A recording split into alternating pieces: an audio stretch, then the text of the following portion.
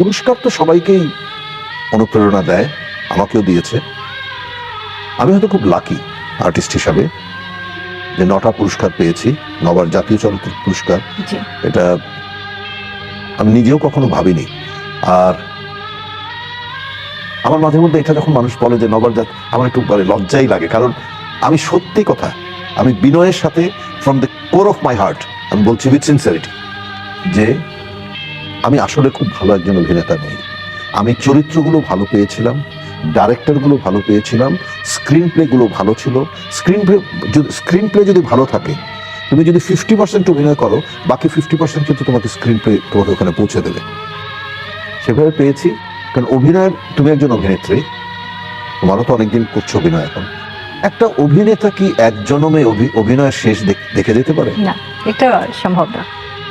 আমি তো এই বিশালতা গত 46 বছরে খুঁজে পাইনি। আরো এই জনম শেষ হয়ে যাবে, আরো হয়তো 7 জনম 10 জনম, কত জনম লাগবে আমি জানি না। অভিনয়ের বিশালতা খুঁজে শেষ করা যায় না।